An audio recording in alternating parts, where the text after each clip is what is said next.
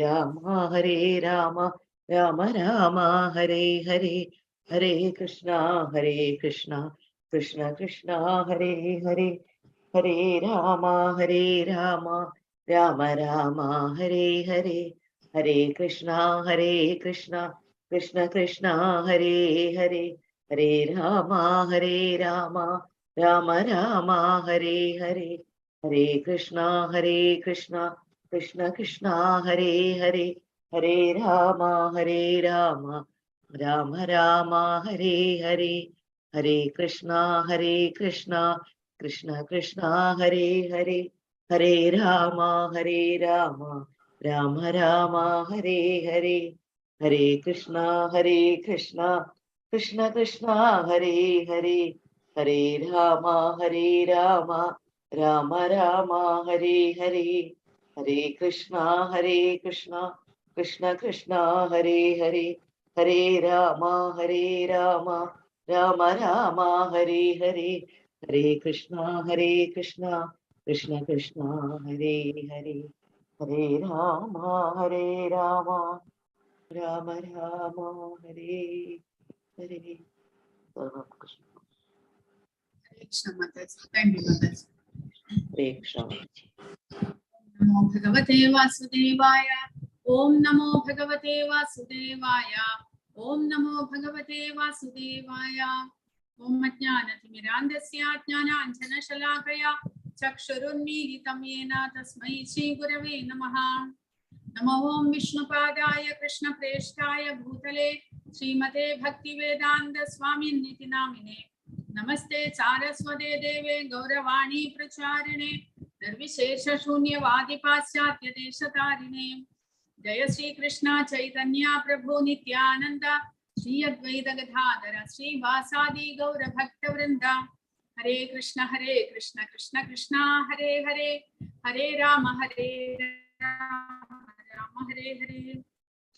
Hare Krishna. Jai Shri Shri Radha Govinda. അപ്പോൾ ഇന്നലത്തെ ക്ലാസ്സിൽ അധ്യായം 12 നമ്മൾ പഠിക്കുകയുണ്ടായി.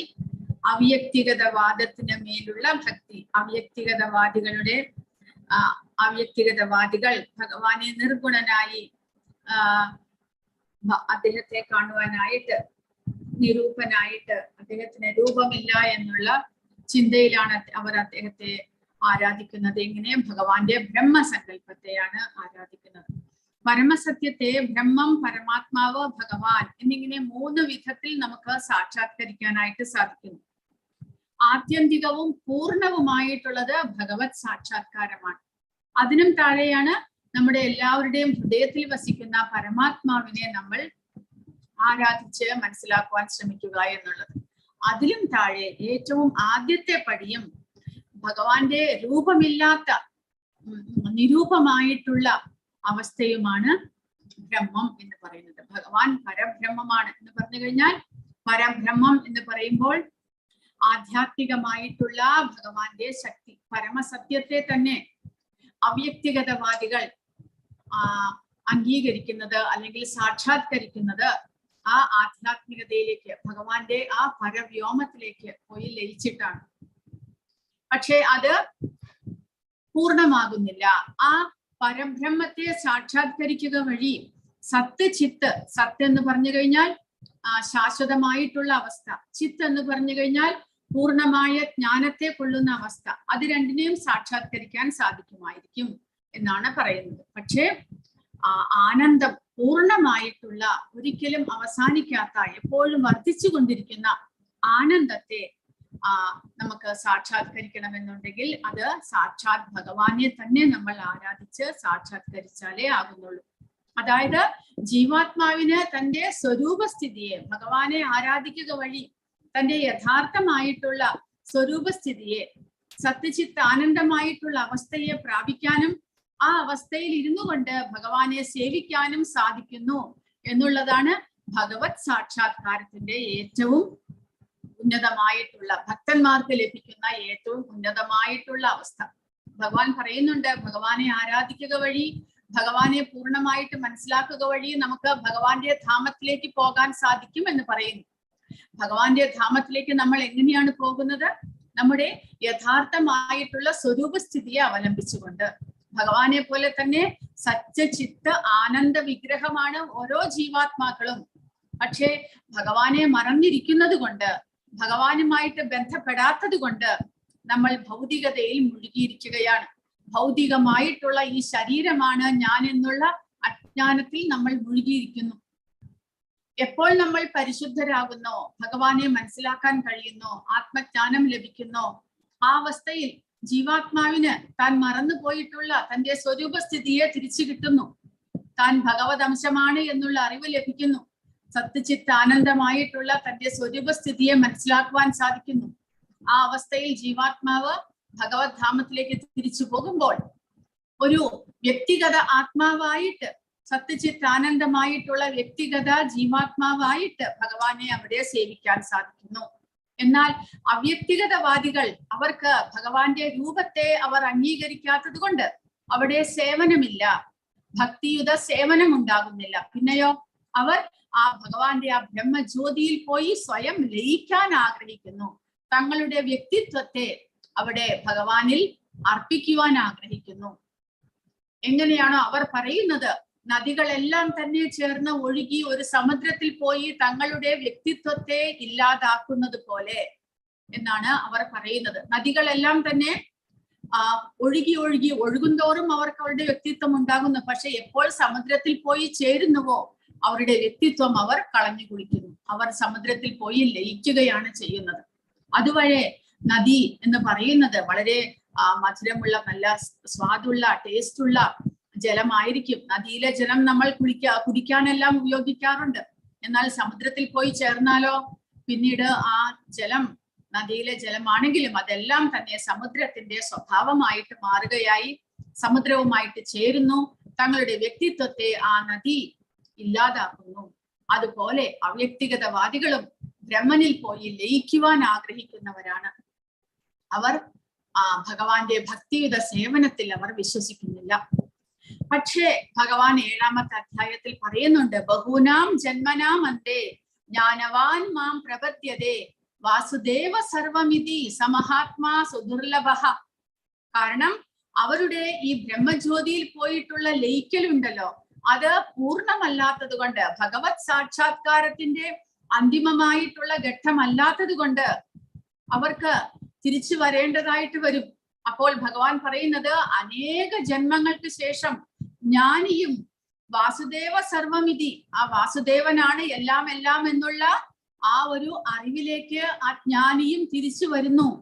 ആ അവസ്ഥയിലാണ് ജ്ഞാനി പരിപൂർണനാകുന്നത്. അതായത് ഈ അധ്യായത്തിൽ ഭഗവാൻ പറയുന്നത്, അതായത് നമ്മൾ ഇവിടെ മനസ്സിലാക്കണം, കർമ്മയോഗമാണെങ്കിലും ജ്ഞാനയോഗമാണെങ്കിലും ഭക്തിയോഗത്തിലേക്ക് അത് എത്തിയില്ല എന്നുണ്ടെങ്കിൽ അപൂർണങ്ങളാണ്. കർമ്മയോഗത്തിലൂടെ നമ്മൾ 1 മുതൽ 6 വരെയുള്ള അധ്യായത്തിൽ കർമ്മത്തെ കുറിച്ച് പഠിക്കുകയുണ്ടായി. കർമ്മം എന്ന് പറയുമ്പോൾ നമ്മൾ 3 വിധത്തിലുള്ള കർമ്മങ്ങളെ കുറിച്ച് പഠിക്കുന്നു. അതായത് ആദ്യത്തേത് കാമ്യകർമ്മങ്ങൾ, ഫലം ഉദ്ദേശിച്ചുകൊണ്ട് കർമ്മം ചെയ്യുക. ആ കർമ്മം ചെയ്യലിലൂടെ നമ്മൾ വീണ്ടും ഈ ഭൗതിക പ്രപഞ്ചത്തിലേക്ക് പല ശരീരങ്ങൾ എടുത്തുകൊണ്ട് തിരിച്ചു വരേണ്ടതായിട്ട് വരുന്നു. രണ്ടാമത്തേതായിട്ട് നിഷ്കാമ കർമ്മം, കർമ്മത്തിന്റെ ഫലത്തിൽ ആസക്തിയില്ലാതെ നമ്മുടെ കർത്തവ്യമാണ് എന്ന നിലയിൽ നമ്മൾ കർമ്മം ചെയ്യുക. അതുവഴി നമ്മുടെ ജീവാത്മാവിന്റെ അന്തരംഗം അല്ലെങ്കിൽ അവബോധത്തെ പരിശുദ്ധമാക്കാൻ സാധിക്കുന്നു. മൂന്നാമത്തേതും ഏറ്റവും ശ്രേഷ്ഠവുമാണ് ഭഗവാന് വേണ്ടി നമ്മുടെ കർമ്മഫലത്തെ എല്ലാം തന്നെ ത്യജിക്കുക എന്നുള്ളത്. അതുവഴി പരിപൂർണമായിട്ട് ഭഗവാന്റെ ധാമത്തിലേക്ക് നമുക്ക് പോകുവാനായിട്ട് സാധിക്കുന്നു.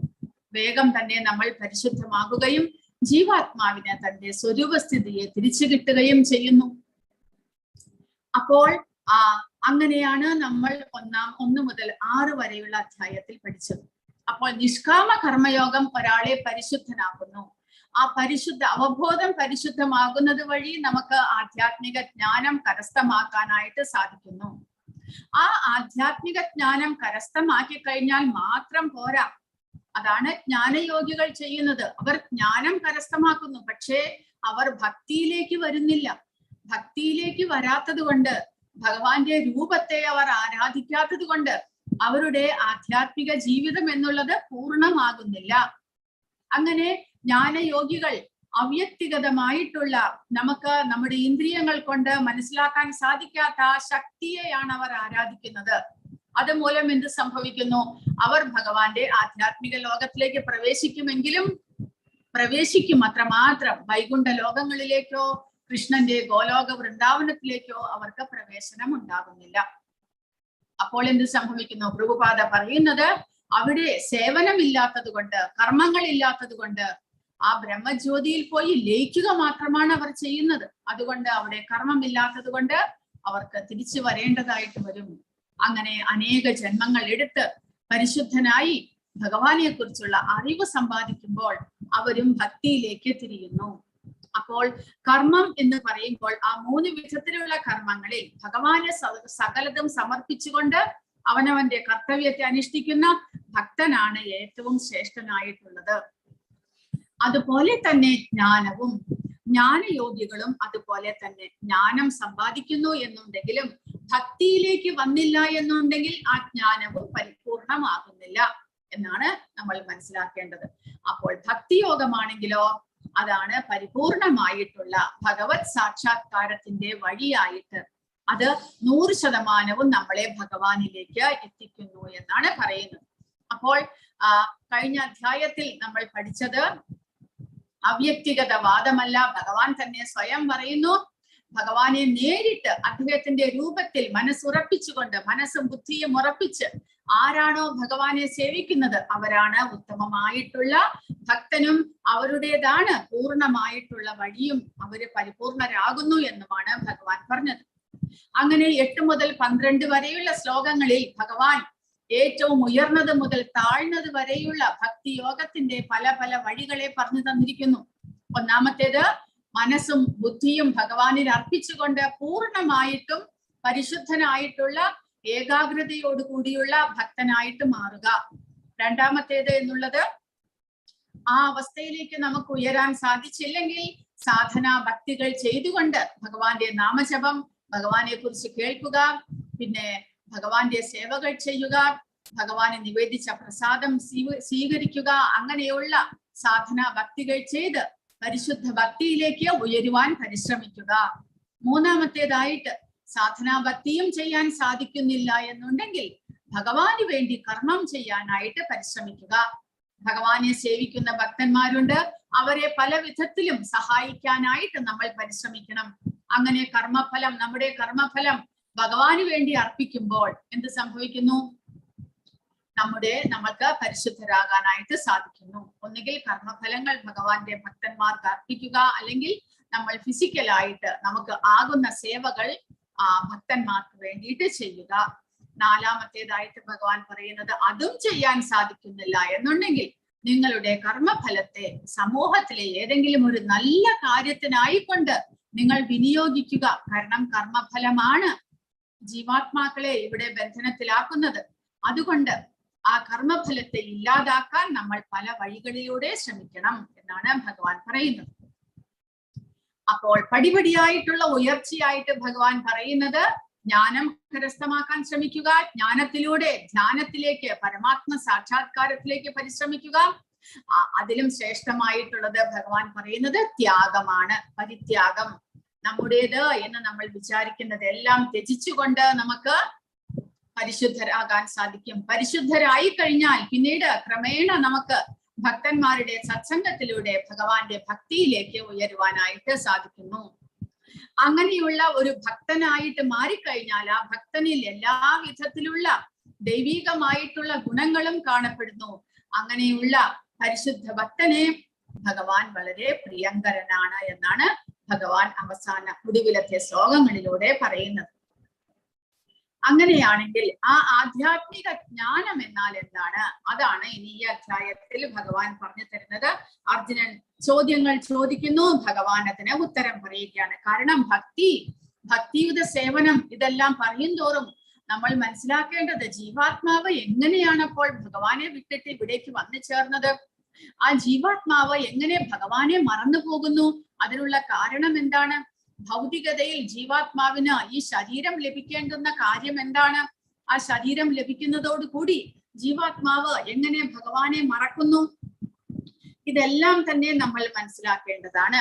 അപ്പോൾ അർജുനൻ 6 ചോദ്യങ്ങളാണ് ഭഗവാനോട് ചോദിക്കുന്നത്. ഒന്നാമത്തെ ശ്ലോകത്തിൽ ഈ 6 ചോദ്യങ്ങളെ അർജുനൻ ചോദിക്കുന്നു. 2 മുതൽ 7 വരെയുള്ള ചോദ്യങ്ങളിൽ ഭഗവാൻ ആദ്യം 3, 4 എന്ന ചോദ്യങ്ങൾക്ക് ഉത്തരം നൽകുന്നു. ക്ഷേത്രം, ക്ഷേത്രജ്ഞൻ എന്നുള്ള ചോദ്യങ്ങൾക്ക് 8 മുതൽ 12 വരെയുള്ള ശ്ലോകങ്ങളിൽ 5ാമത്തെ ചോദ്യത്തിന് ജ്ഞാനം എന്നാൽ എന്ത് എന്നുള്ള ചോദ്യത്തിന് ഉത്തരം നൽകുന്നു. 13 മുതൽ 19 വരെയുള്ള ശ്ലോകങ്ങളിൽ 6ാമത്തെ ചോദ്യം ജ്ഞേയം, അറിയേണ്ടത് എന്താണ്, അതിനുള്ള ഉത്തരം നൽകുന്നു. 20 മുതൽ 26 വരെയുള്ള ശ്ലോകങ്ങളിൽ പ്രകൃതി, പുരുഷൻ എന്നുള്ള ആദ്യത്തെ 2 ചോദ്യങ്ങൾക്ക് പ്രകൃതി എന്നാൽ എന്താണ്, പുരുഷൻ എന്നാൽ എന്താണ്, പ്രകൃതിയിലെ ത്രിഗുണങ്ങളുടെ അന്യോന്യ ബന്ധം എന്നാൽ എന്താണ്, അത് പറഞ്ഞു കൊടുക്കുന്നു. 27 മുതൽ 35 വരെ അറിവിന്റെ ദർശനം, ജ്ഞാനചക്ഷുഷ, ഈ ഭഗവാൻ പറഞ്ഞു തന്ന ആധ്യാത്മികമായിട്ടുള്ള അറിവിലൂടെ നമ്മൾ ഭൗതികമായിട്ടുള്ള എല്ലാത്തിനെയും നോക്കി കാണുവാനായിട്ട് നമ്മൾ പഠിക്കണം എന്ന് ഭഗവാൻ പറഞ്ഞു തരികയാണ്. ശരിയായിട്ടുള്ള ബുദ്ധിമാനായിട്ടുള്ള ഒരു വ്യക്തി ഈ ആധ്യാത്മികമായിട്ടുള്ള അറിവിലൂടെ വേണം ഭൗതികമായിട്ടുള്ള എല്ലാത്തിനെയും മനസ്സിലാക്കേണ്ടത്. കാരണം അതാണ് ശരിയായിട്ടുള്ള കാഴ്ച. ജ്ഞാനചക്ഷുഷ എന്ന് പറയുമ്പോൾ ജ്ഞാനത്തിലൂടെ കാണുക, കണ്ണുകൊണ്ട് കാണുക, അല്ലെങ്കിൽ ജ്ഞാനദൃഷ്ടി കൊണ്ട് കാണുക. അല്ലാതെ ഭൗതികമായിട്ടുള്ള നമ്മുടെ ഇന്ദ്രിയങ്ങൾ കൊണ്ട് ഭൗതികമായിട്ടുള്ള വസ്തുക്കളെ കാണുക എന്നുള്ളത് അപൂർണമാണ്. കാരണം ഭൗതികമായിട്ടുള്ളതെല്ലാം തന്നെ ഭഗവാന്റെ മായയാണ് എന്ന് മനസ്സിലാക്കണം.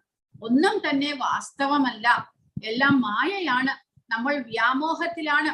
ഈ ശരീരം തന്നെ നമ്മൾ തന്നെ വിചാരിച്ചിരിക്കുന്നത് ഈ ശരീരമാണ് ഞാൻ എന്നുള്ളത്, അത് തന്നെ തെറ്റാണ് എന്ന് നമ്മൾ മനസ്സിലാക്കുമ്പോൾ ആ ആധ്യാത്മികമായിട്ടുള്ള അറിവിന്റെ പ്രാധാന്യം നമുക്ക് മനസ്സിലാകും.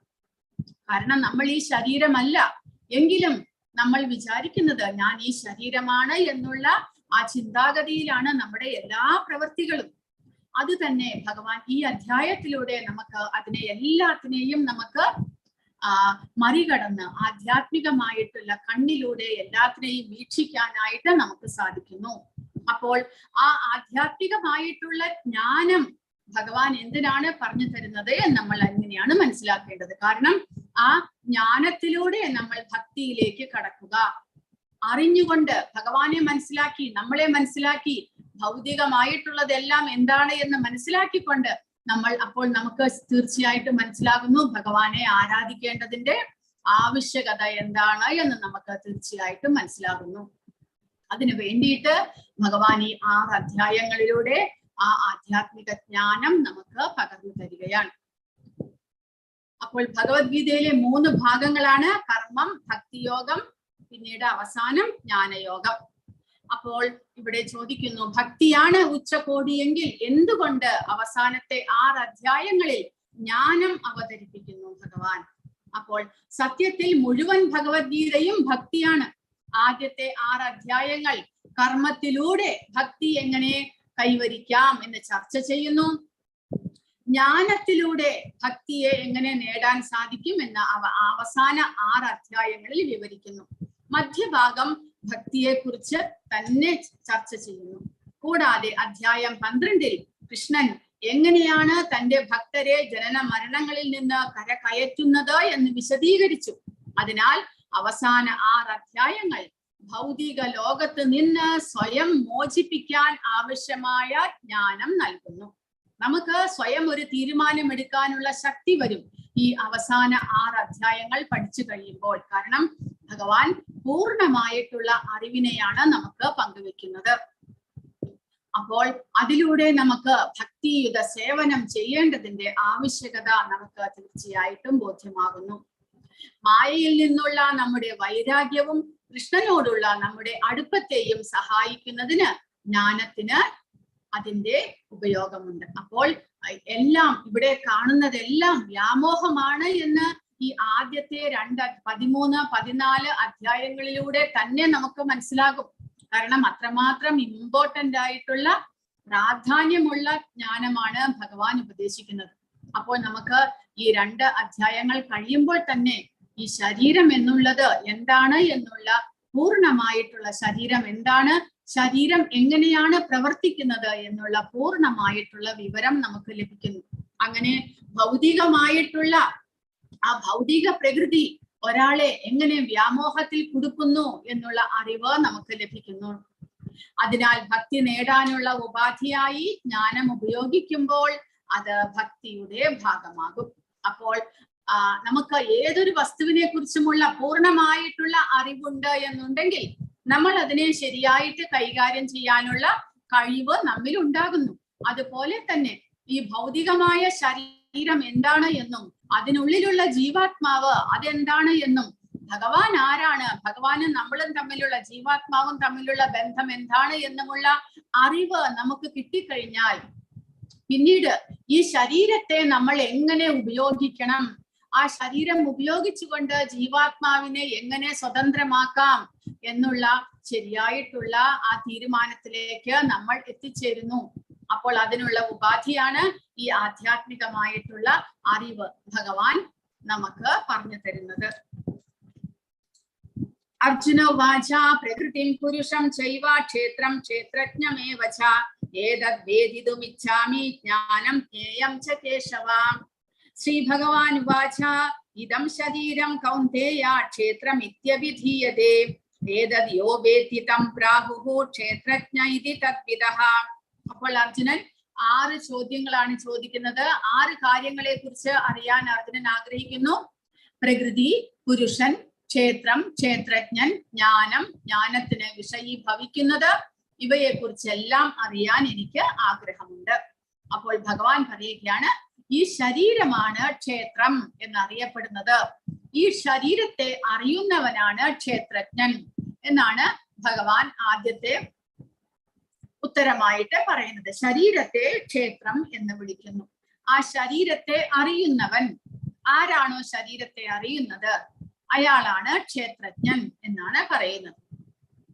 അപ്പോൾ ചോദ്യം പ്രകൃതി. പ്രകൃതി എന്ന് കഴിഞ്ഞാൽ ഭൗതിക പ്രകൃതി. അതിനെക്കുറിച്ച് 20 മുതൽ 26 വരെയുള്ള ശ്ലോകങ്ങളിൽ ഭഗവാൻ പറയുന്നു. പുരുഷൻ, പുരുഷൻ എന്ന് പറഞ്ഞു കഴിഞ്ഞാൽ ആസ്വാദകൻ, പ്രകൃതിയുടെ ആസ്വാദകൻ. അപ്പോൾ 2 വിധത്തിലുള്ള പുരുഷന്മാരുണ്ട്. ഒന്ന് ജീവാത്മാവിനെ പുരുഷൻ എന്ന് വിളിക്കുന്നു. പുരുഷൻ എന്ന് പറഞ്ഞു കഴിഞ്ഞാൽ അതിന്റെ അർത്ഥം ആസ്വദിക്കുന്ന ആൾ, ആസ്വദിക്കുന്ന, എന്തിനേയും ആസ്വദിക്കുന്ന ആളെയാണ് പുരുഷൻ എന്ന് വിളിക്കുന്നത്. അപ്പോൾ ജീവാത്മാവിനെയും പുരുഷൻ എന്ന് വിളിക്കുന്നു. കാരണം ജീവാത്മാവ് ഈ ഭൗതിക പ്രകൃതിയെ ആസ്വദിക്കുന്നു. അപ്പോൾ നമ്മുടെ ശരീരത്തെ കുറിച്ചല്ല, ജീവാത്മാവിനെ കുറിച്ചാണ് പറയുന്നത്. ജീവാത്മാവിന്റെ സ്ത്രീ പുരുഷ ലക്ഷണങ്ങളൊന്നും തന്നെയില്ല. അപ്പോൾ ആ ജീവാത്മാവ് ഈ ഭൗതിക പ്രകൃതിയിൽ വന്നിട്ട് പല ശരീരങ്ങളും എടുത്തുകൊണ്ട് മൃഗങ്ങളുടെയോ പക്ഷികളുടെയോ ജലജന്തുക്കളുടെയോ ദേവന്മാരുടെയോ മനുഷ്യരുടെയോ അങ്ങനെ പല വിധത്തിലുള്ള ശരീരങ്ങൾ എടുത്തുകൊണ്ട് ഭൗതിക പ്രകൃതിയെ പല വിധത്തിൽ ആസ്വദിക്കാനായിട്ട് ശ്രമിക്കുകയാണ്. അതുകൊണ്ട് ആ ജീവാത്മാവിനെ പുരുഷൻ എന്ന്, ആസ്വാദകൻ എന്ന് വിളിക്കുന്നു. ഇനി രണ്ടാമത്തെയും പരം പുരുഷനായിട്ടുള്ള വ്യക്തിയാണ് പരമാത്മാവ്. കാരണം അദ്ദേഹം നമ്മൾ ജീവാത്മാക്കൾ ചെയ്യുന്ന അല്ലെങ്കിൽ ഈ ശരീരങ്ങൾ ചെയ്യുന്ന പ്രവർത്തികളെല്ലാം തന്നെ ആസ്വദിക്കേണ്ടത് സാക്ഷാത് ഭഗവാനാണ്. അദ്ദേഹത്തിന് നമ്മൾ ആസ്വദിക്കാനായിട്ട് വിടാതെ നമ്മൾ സ്വയം ആസ്വദിക്കാൻ ശ്രമിക്കുമ്പോഴാണ് നമ്മൾ ബന്ധനത്തിലാക്കപ്പെടുന്നത്. അപ്പോഴാണ് നമ്മൾ ഈ ഭൗതിക പ്രകൃതിക്ക് അടിമയാക്കപ്പെടുന്നത്. എന്നാൽ ഭഗവാനെ അംഗീകരിച്ചുകൊണ്ട് ഭഗവാനാണ് പരംപുരുഷൻ, അദ്ദേഹമാണ് നമ്മുടെ കർമ്മങ്ങളെല്ലാം ആസ്വദിക്കേണ്ടത് എന്നുള്ള ചിന്താഗതിയോടുകൂടി ഭഗവാന് ശരണാഗതരായി കഴിഞ്ഞാൽ പിന്നീട് നമ്മൾ വിമോചിതരാകുന്നു. എന്നാൽ നമ്മൾ പുരുഷനായിട്ട് നമുക്കും ഭഗവാനെ പോലെ തന്നെ സ്വയം പുരുഷനാകണം, എനിക്കും എല്ലാം ആസ്വദിക്കണം, ഭഗവാനെ പോലെ ഞാനും എല്ലാം ആസ്വദിക്കണം എന്നുള്ള ആഗ്രഹം ഉണ്ടാകുമ്പോൾ ശരി, നമുക്ക് ആസ്വദിക്കാനായിട്ട് ഭഗവാൻ ഈ ഭൗതിക പ്രകൃതിയെ നമുക്ക് വിട്ടുതരുന്നു. ഈ ഭൗതിക പ്രകൃതിയിൽ വന്നിട്ട് നമ്മുടെ സ്വന്തം അസ്തിത്വത്തെ മറന്ന് നമ്മൾ ഈ ഭൗതിക പ്രകൃതിയിൽ ആസ്വദിക്കുവാൻ ശ്രമിക്കുകയാണ്, പലതും ആസ്വദിക്കാൻ ശ്രമിക്കുന്നു. അതുകൊണ്ട് നമ്മളെ പുരുഷൻ എന്ന് വിളിക്കുന്നു. വെറും പുരുഷന്മാരാണ് നമ്മൾ. എന്നാൽ ഭഗവാനോ, അദ്ദേഹം ആധ്യാത്മികനായിട്ടുള്ള അതീന്ദ്രിയനായിട്ടുള്ള പരമപുരുഷനാണ്. കാരണം അദ്ദേഹമാണ് വാസ്തവത്തിൽ ആസ്വാദകൻ. അദ്ദേഹത്തിൻ്റെതാണ് ഈ ഭൗതിക പ്രകൃതിയും നമ്മൾ ജീവാത്മാക്കളും എല്ലാവരും. അതുകൊണ്ട് അദ്ദേഹമാണ് ആസ്വദിക്കേണ്ടത്. നമ്മളോ ഭഗവാനെ സേവിക്കുക എന്നുള്ളതാണ് നമ്മുടെ കർത്തവ്യം. അത് നമ്മൾ മറക്കുന്നത് കൊണ്ടാണ് നമ്മൾ ഈ പ്രകൃതിയിലേക്ക് വന്നു വീഴുന്നത്. അപ്പോൾ പുരുഷൻ രണ്ടു വിധത്തിലുള്ള പുരുഷന്മാരുണ്ട്. ഇവിടെ പറയുന്നത്, ഈ അധ്യായത്തിൽ പറയുന്നത് ജീവാത്മാവിന്. ജീവാത്മാവ് എങ്ങനെ ഭൗതിക ശരീരം സ്വീകരിച്ചുകൊണ്ട് ഭൗതിക പ്രകൃതിയെ ആസ്വദിക്കാൻ ശ്രമിക്കുന്നു. ക്ഷേത്രം എന്ന് പറഞ്ഞു കഴിഞ്ഞാൽ ശരീരം, ക്ഷേത്രജ്ഞൻ പരമാത്മാവ്, സർവ ശരീരങ്ങളെയും അറിയുന്ന പരമാത്മാവും, ജീവാത്മാവ് താൻ ഇരിക്കുന്ന ശരീരത്തെ അറിയുന്ന ജീവാത്മാവും ക്ഷേത്രജ്ഞന്മാരാണ്. ജ്ഞാനം എന്ന് പറഞ്ഞാൽ ക്ഷേത്രവും ക്ഷേത്രജ്ഞനെയും മനസ്സിലാക്കുന്നതാണ് ജ്ഞാനം. മനസ്സിലാക്കാൻ വേണ്ടി നമ്മൾ പരിശ്രമിക്കുന്ന അവസ്ഥ. ജ്ഞാനം എന്ന് പറഞ്ഞു കഴിഞ്ഞാൽ ആധ്യാത്മിക ജ്ഞാനമാണ്. ശരീരത്തെക്കുറിച്ചും അതിനുള്ളിലുള്ള ജീവാത്മാവിനെയും പരമാത്മാവിനെയും കുറിച്ചുള്ള അറിവ് സമ്പാദിക്കുന്ന പ്രക്രിയകൾ, അതിനെയാണ് ജ്ഞാനം എന്ന് പറയുന്നത്. അത് സാധാരണ നമുക്ക് ഭൗതികമായിട്ടുള്ള അറിവല്ല, അത് ആധ്യാത്മികമാണ്, രഹസ്യമാണ്. അതുകൊണ്ട് നമ്മൾ ഒരു ഗുരുമുഖത്ത് നിന്ന് തന്നെ നമ്മൾ അത് പഠിക്കേണ്ടതായിട്ടുണ്ട്. അതുകൊണ്ട് എന്തൊക്കെയാണ് ജ്ഞാനം എന്ന് ഭഗവാൻ പറഞ്ഞു തരുന്നു. ജ്ഞേയം എന്ന് പറഞ്ഞാൽ നമ്മൾ അറിയേണ്ടത് ആരെയാണ്? പരമാത്മാവിനെ കുറിച്ച്, ഭഗവാനെ കുറിച്ചാണ് നമ്മൾ അറിയേണ്ടത്, മനസ്സിലാക്കേണ്ടത്. അതിനെ ജ്ഞേയം എന്ന് പറയുന്നു. അത് 13 മുതൽ 19 വരെയുള്ള ശ്ലോകങ്ങളിൽ ഭഗവാൻ പറഞ്ഞു തരുന്നു. അപ്പോൾ ആദ്യമായിട്ട് ഭൗതിക പ്രകൃതി, ഭൗതികയെ ആസ്വദിക്കാനായിട്ട് ശ്രമിക്കുന്ന പുരുഷൻ, ജീവാത്മാവ്, അവരെ രണ്ടുപേരെയുമാണ് ക്ഷേത്രം അല്ലെങ്കിൽ ക്ഷേത്രജ്ഞൻ എന്ന് പറയുന്നത് എന്ന് ഭഗവാൻ പറയുന്നു. ക്ഷേത്രം എന്ന് പറഞ്ഞു കഴിഞ്ഞാൽ ശരീരം. ശരീരം ആർക്കാണ് ശരീരം ലഭിക്കുന്നത്? ശരീരം ബന്ധനസ്ഥനായിട്ടുള്ള ആത്മാവിന് ഒരു ശരീരം ലഭിക്കുന്നു. എന്തിനു വേണ്ടിയിട്ട്? പ്രവർത്തിക്കാൻ, കർമ്മവേദിയായിട്ട് ഒരു ശരീരം ലഭിക്കുന്നു. അപ്പോൾ ആ ജീവാത്മാവ് ഈ ഭൗതിക പ്രകൃതിയിലേക്ക് വരുന്നു. കാരണം ജീവാത്മാവിന് ഭഗവാനെ പോലെ തന്നെ എനിക്കും ആസ്വദിക്കണം എന്നുള്ള ആഗ്രഹം ഉണ്ടാകുമ്പോൾ ജീവാത്മാവിന് ഈ ഭൗതിക പ്രകൃതിയിലേക്ക് ഭഗവാൻ അയക്കുകയാണ്. ഇവിടെ വന്നിട്ട് ജീവാത്മാവിന്റെ ലോകമല്ല ഇത്. ജീവാത്മാവ് വാസ്തവത്തിൽ ആധ്യാത്മിക ലോകത്തിൽ ഭഗവാനോടൊപ്പം ഇരിക്കേണ്ട ആളാണ്. പക്ഷേ ആ ലോകത്ത് നിന്ന് വിട്ട് ഒരു പുതിയ ലോകത്തിലേക്ക്, തനിക്ക് അപരിചിതമായിട്ടുള്ള ഒരു ലോകത്തിലേക്ക് ജീവാത്മാവ് വരുമ്പോൾ ഇവിടെ ജീവാത്മാവിന് തന്റെ സ്വന്തം അസ്തിത്വത്തിൽ ജീവിക്കാനായിട്ട് സാധ്യമല്ല. കാരണം തന്റെ സ്വന്തം അസ്തിത്വം എന്നുള്ളത് ഭഗവത് അംശമായിട്ടുള്ള, ഭഗവാന്റെ സേവകനായിട്ടുള്ള ജീവാത്മാവാണ്. പക്ഷേ തനിക്ക് സ്വയം ആസ്വദിക്കണം എന്ന് വരുമ്പോൾ എന്ത് സംഭവിക്കുന്നു? ഭഗവാനോടൊപ്പം ഇരുന്ന് അത് ചെയ്യാൻ സാധ്യമല്ല. കാരണം ആധ്യാത്മിക ലോകത്തിൽ ഭഗവാനാണ് പുരുഷൻ. അദ്ദേഹത്തെ സേവിക്കുക എന്നുള്ളതാണ് മറ്റുള്ള എല്ലാവരുടെയും കടമ. അപ്പോൾ അവിടെ ഭഗവാനെ പോലെ ജീവാത്മാവിനും ഒരു ആസ്വാദകനായിട്ട് ഇരിക്കാൻ സാധ്യമേ അല്ല. അതുകൊണ്ട് ജീവാത്മാവിന് വേറെ ലോകത്തേക്ക് പോകേണ്ടതായിട്ട് വരുന്നു. എന്തിനു വേണ്ടിയിട്ട്? ആസ്വദിക്കാൻ വേണ്ടിയിട്ട്. അങ്ങനെ ഒരു ലോകത്തേക്ക് ജീവാത്മാവ് പോകുമ്പോൾ തന്റെ സ്വന്തം ആധ്യാത്മികത അവിടെ ഉപയോഗിക്കാനായിട്ട് സാധ്യമല്ല. കാരണം വേറെ തന്നെ ഗ്രഹമാണത്, വേറെ തന്നെ സിറ്റുവേഷൻ ആണ്. കൂടാതെ ജീവാത്മാവ് തന്റെ അസ്തിത്വത്തെ മറന്നില്ല എന്നുണ്ടെങ്കിൽ ജീവാത്മാവിന് ഇവിടെ എല്ലാം മറന്നുകൊണ്ട് സ്വയം ആസ്വദിക്കാനായിട്ട് സാധ്യമേ അല്ല. അതുകൊണ്ട് ജീവാത്മാവ് തന്റെ സ്വന്തം അസ്തിത്വത്തെ മറന്നു പോകുന്നു, അജ്ഞാനത്തിലേക്ക് ആക്കപ്പെടുന്നു ജീവാത്മാവ്.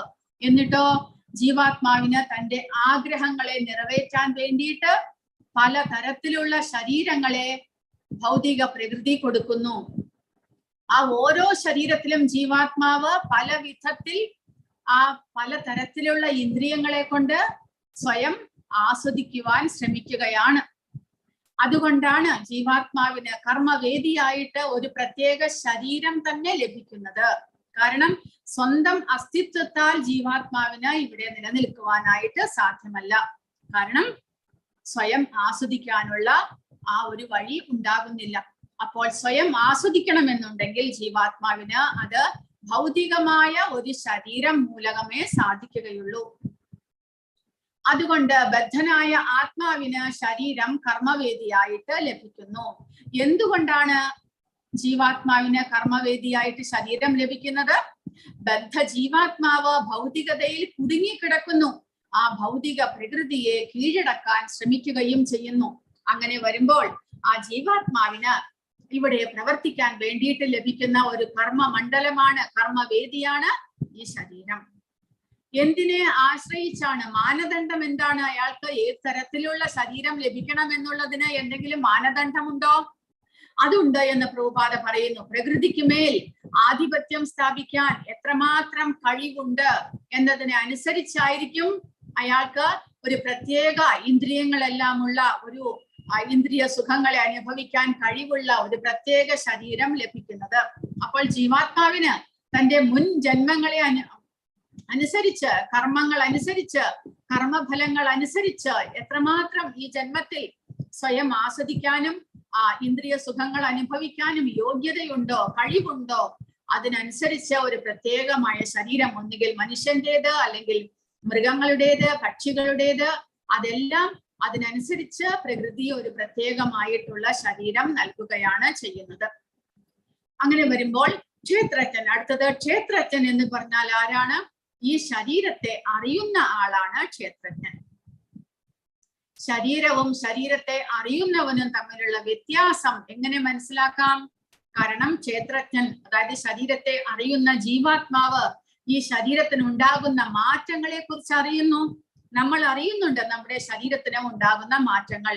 നമ്മൾ ചെറുപ്പകാലത്ത് എങ്ങനെ ഉണ്ടായിരുന്നു, പിന്നീട് വലുതായി വരുന്തോറും ഈ ശരീരത്തിന് എന്തെല്ലാം മാറ്റങ്ങൾ ഉണ്ടായിട്ടുണ്ട്, അത് നമ്മൾ അറിയുന്നു. ഞാൻ എന്നുള്ള വ്യക്തി അറിയുന്നു. അപ്പോൾ നമ്മൾ മനസ്സിലാക്കണം, ഞാനും എന്റെ ഈ ശരീരവും വ്യത്യസ്തമാണ്.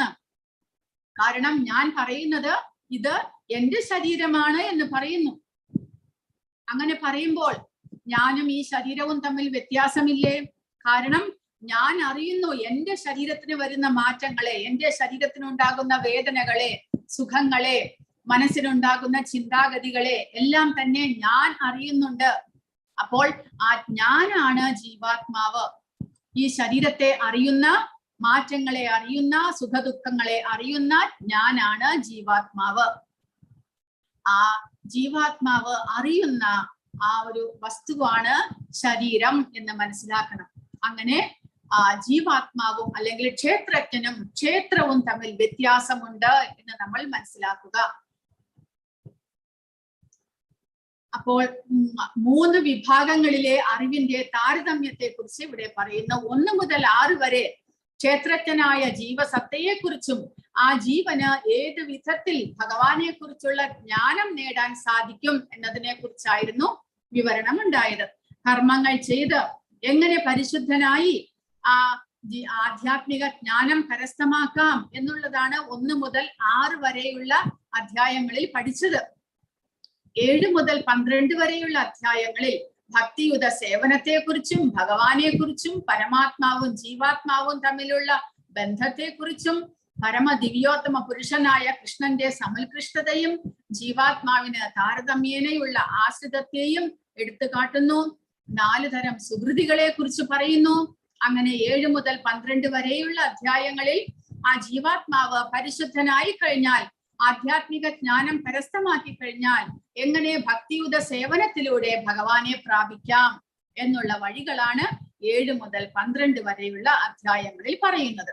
13 മുതൽ 18 വരെയുള്ള അധ്യായങ്ങളിൽ ജീവസത്തയ്ക്ക് ഭൗതിക പ്രകൃതിയുമായി എങ്ങനെയാണ് ബന്ധമുണ്ടാകുന്നത് എന്ന് പറഞ്ഞു തരുന്നു. പിന്നെ ഏതെല്ലാം പ്രക്രിയകളിലൂടെ ആ ജീവാത്മാവിന് ഈ പ്രകൃതിയിൽ നിന്ന്, ബന്ധനത്തിൽ നിന്ന് മോചനം ലഭിക്കുന്നു എന്നുള്ള അറിവും നമുക്ക് ഭഗവാൻ പറഞ്ഞു തരുന്നു. അപ്പോൾ ക്ഷേത്രം എന്നാൽ എന്ത്, ക്ഷേത്രജ്ഞൻ എന്നാൽ ആരാണ് എന്നുള്ള കാര്യങ്ങളെല്ലാം തന്നെ ഭഗവാൻ പറഞ്ഞു തന്നു. അപ്പോൾ പ്രഭുപാദരുടെ വ്യാഖ്യാനവും കൂടെ കുറച്ച് വായിച്ചിട്ട് നമുക്ക് അടുത്ത 3-ാമത്തെ ശ്ലോകത്തിലേക്ക് കടക്കാം. ഈ ശരീരമാണ് ക്ഷേത്രം എന്ന് പറയപ്പെടുന്നത്. അതിനെ അറിയുന്നവൻ ക്ഷേത്രജ്ഞനും എന്ന് ഭഗവാൻ ഉത്തരം നൽകുന്നു. ബദ്ധനായ ആത്മാവിന്റെ കർമ്മവേദിയാണ് ശരീരം. ബദ്ധ ജീവാത്മാവ് ഭൗതികതയിൽ കുടുങ്ങിക്കിടക്കുന്നു. ആ ഭൗതിക പ്രകൃതിയെ കീഴടക്കാൻ ശ്രമിക്കുകയും ചെയ്യുന്നു. ഇങ്ങനെ പ്രകൃതിക്ക് മേൽ ആധിപത്യം സ്ഥാപിക്കാൻ എത്രമാത്രം കഴിവുണ്ട് എന്നതിനെ ആശ്രയിച്ച് അയാൾക്ക് ഒരു കർമ്മവേദി ലഭിക്കും. അപ്പോൾ ആ പ്രവർത്തന മണ്ഡലമാണ് ശരീരം. അപ്പോൾ ശരീരം എന്നാൽ എന്താണ്? എങ്ങനെയാണ് ശരീരം ഉണ്ടാക്കിയിരിക്കുന്നത്? ശരീരം ഇന്ദ്രിയങ്ങളാൽ നിർമ്മിക്കപ്പെട്ടവയാണ്. ബദ്ധനായ ജീവാത്മാവ് ഇന്ദ്രിയ തൃപ്തിക്ക് വേണ്ടിയിട്ട് ആഗ്രഹിക്കുന്നു. ഇന്ദ്രിയ സുഖങ്ങളെ അനുഭവിക്കാനുള്ള കഴിവിനനുസരിച്ച് അയാൾക്ക് ഒരു ശരീരം അഥവാ പ്രവർത്തന മേഖല ലഭിക്കുന്നു. അതുകൊണ്ടാണ് ശരീരത്തെ ക്ഷേത്രം അഥവാ ബദ്ധ ജീവാത്മാവിന്റെ കർമ്മവേദി എന്ന് പറയുന്നത്. താൻ ശരീരമാണ് എന്ന് വിചാരിക്കുന്നവനാണ് ക്ഷേത്രജ്ഞൻ എന്നാണ് പ്രഭുപാദ പറയുന്നത്. ആരാണോ വിചാരിക്കുന്നത് ഞാൻ ഈ ശരീരമാണ് എന്ന്, അയാളാണ് ക്ഷേത്രജ്ഞൻ അഥവാ ക്ഷേത്രത്തെ അറിയുന്നവൻ. അപ്പോൾ ബാല്യം മുതൽ വാർദ്ധക്യം വരെ ഏതൊരാളുടെയും ശരീരത്തിന് വിവിധ മാറ്റങ്ങൾ ഉണ്ടാകുന്നുണ്ട്. എന്നാലും അയാൾ അതേ വ്യക്തിയായിട്ട് തുടരുന്നു. എന്നാൽ എനിക്ക് മാറ്റങ്ങൾ ഉണ്ടാകുന്നില്ല.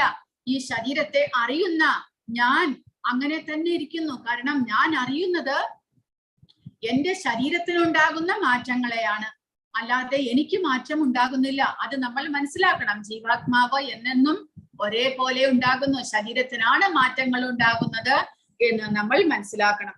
അപ്രകാരം പ്രവർത്തന മണ്ഡലത്തിനും അതിനെ അറിയുന്നവനും തമ്മിൽ വ്യത്യാസമുണ്ട് എന്ന് നമ്മൾ മനസ്സിലാക്കണം. അപ്പോൾ ഭഗവാൻ പറഞ്ഞിട്ടുണ്ട് ഇതിന് മുൻപേ തന്നെ രണ്ടാമത്തെ അധ്യായത്തിൽ ദേഹിനോസ്മിൻ യഥാ ദേഹേ കൗമാരം യൗവനം ചര തഥാ ദേഹാന്തര പ്രാപ്തി. അപ്പോൾ ജീവാത്മാവ് അറിയുന്നു, ശരീരത്തിനുണ്ടാകുന്ന മാറ്റങ്ങളെ ജീവാത്മാവ് അറിയുന്നു. അതായത് ശരീരം ബാല്യം കൗമാരം യൗവനം വാർദ്ധക്യം എന്നിവയെല്ലാം ശരീരത്തിനെ ബാധിക്കുന്നത് ആ ജീവാത്മാവ് അറിയുന്നുണ്ട്. ശരീരത്തിന്റെ ഉടമ ഈ മാറ്റങ്ങളെ അറിയുന്നു. ഉടമസ്ഥൻ തന്നെയാണ് ക്ഷേത്രജ്ഞൻ. ഞാൻ സന്തുഷ്ടനാണ്, ഞാൻ പുരുഷനാണ്, ഞാൻ സ്ത്രീയാണ്, ഞാൻ ഒരു നായയാണ്, പൂച്ചയാണ്, ഇങ്ങനെയെല്ലാം ചിന്തിക്കുന്നത് ആരാണ്? ആ ശരീരത്തിനുള്ളിലുള്ള ജീവാത്മാവ്. അതുകൊണ്ട് ശരീരബോധത്തിൽ ജീവാത്മാവ് അങ്ങനെ ചിന്തിക്കുന്നു. ശരീരം ചെയ്യുന്ന എല്ലാ പ്രവൃത്തികളും ഞാൻ അനുഭവിക്കുന്നു, അതിന്റെ ഫലങ്ങൾ സുഖദുഃഖങ്ങൾ ഞാനാണ് അനുഭവിക്കുന്നത് എന്ന് ജീവാത്മാവ് ചിന്തിക്കുന്നു. അപ്പോൾ ആ ജീവാത്മാവും ശരീരവും തമ്മിൽ ബന്ധമുണ്ട്, അല്ല വ്യത്യസ്തമാണ് എന്ന് നമ്മൾ മനസ്സിലാക്കണം. ഇതെല്ലാം ക്ഷേത്രജ്ഞന്റെ ശാരീരികമായിട്ടുള്ള ഉപാധികളാണ്. അതായത് ക്ഷേത്രജ്ഞൻ താൻ സ്വീകരിച്ചിരിക്കുന്ന ശരീരത്തെ താനാണ് എന്ന് വിചാരിച്ചുകൊണ്ട് മിഥ്യാ അഹങ്കാരത്താൽ താൻ ഈ ശരീരമാണ് എന്ന് വിചാരിക്കുന്നു. അങ്ങനെയുള്ള തെറ്റിദ്ധാരണ മൂലം ക്ഷേത്രജ്ഞൻ ശരീരത്തിനുണ്ടാകുന്ന മാറ്റങ്ങളും വേദനകളും സുഖങ്ങളും എല്ലാം തന്നെ താൻ അനുഭവിക്കുന്നു എന്ന് ചിന്തിക്കുന്നു. വാസ്തവത്തിൽ ക്ഷേത്രജ്ഞൻ ചിന്തിക്കുന്നത് ഈ ശരീരത്തിനുണ്ടാകുന്ന മാറ്റങ്ങളെയാണ് അറിയുന്നത്, ഈ ശരീരത്തിനുണ്ടാകുന്ന സുഖദുഃഖങ്ങളെയാണ് അറിയുന്നത്. പക്ഷേ ആ വ്യാമോഹത്തിൽ പെട്ടുകൊണ്ട് താൻ ഈ ശരീരമാണ് എന്നുള്ള ഉപാധിയിൽ ജീവിക്കുന്നു. അതാണ് ക്ഷേത്രവും ക്ഷേത്രജ്ഞനും തമ്മിലുള്ള ബന്ധത്തെ കുറിച്ച് ഭഗവാൻ ഇവിടെ പറയുന്നു. ഇനി ഭഗവാൻ പറയുന്നത് ഭഗവാനും ക്ഷേത്രജ്ഞനാണ്. അതായത് രണ്ട് തരത്തിലുള്ള ക്ഷേത്രജ്ഞന്മാരുണ്ട് ഈ ശരീരത്തിനുള്ളിൽ. ക്ഷേത്രജ്ഞം ചാഭിമാം വിദ്ധി സർവക്ഷേത്രേഷു ഭാരത ക്ഷേത്രജ്ഞയോ ജ്ഞാനം യത്തജ്ഞാനം മതം മമ. ഹേ ഭാരത വംശജ, സർവ ശരീരങ്ങളിലും കുടികൊള്ളുന്ന ഞാനും ക്ഷേത്രജ്ഞനാണ് എന്ന് നീ അറിയണം. ഈ ശരീരമാകുന്ന ക്ഷേത്രത്തെയും ക്ഷേത്രജ്ഞനെയും കുറിച്ചുള്ള അറിവാണ് ജ്ഞാനം. ഇതാണ് എന്റെ അഭിപ്രായം. അപ്പോൾ ഭഗവാൻ പറയുന്നു ശരീരത്തെ അറിയുന്ന ആളാണ് ക്ഷേത്രജ്ഞൻ എന്ന് പറഞ്ഞു ഭഗവാൻ ആദ്യം. അത് ജീവാത്മാവിനെ കുറിക്കുന്നു. അപ്പോൾ ഭഗവാനാണെങ്കിലോ അദ്ദേഹവും പരമാത്മാവായിട്ട് എല്ലാ ശരീരങ്ങളിലും കുടികൊള്ളുന്നുണ്ട്. അദ്ദേഹവും എല്ലാ ശരീരത്തെ കുറിച്ചും അറിയുന്നുണ്ട്. അതുകൊണ്ട് ഭഗവാൻ പറയുന്നു എല്ലാ ശരീരങ്ങളിലും പരമാത്മാവായിട്ട് കുടികൊള്ളുന്ന ഞാനും ക്ഷേത്രജ്ഞനാണ് എന്ന് തന്നെയാണ് ഭഗവാൻ പറയുന്നത്.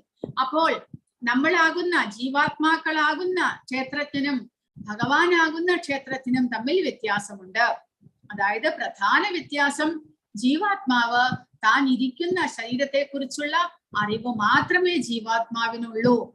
ജീവാത്മാവിന് ഒരേ ഒരു ശരീരത്തെ കുറിച്ചുള്ള അറിവേ ഉള്ളൂ. എന്നാൽ ഭഗവാനാണെങ്കിലോ പരമാത്മാവായിട്ട് എല്ലാ ശരീരങ്ങളിലും വസിക്കുന്നത് കൊണ്ട് എല്ലാ ശരീരങ്ങളുടെയും അറിവുമുണ്ട്.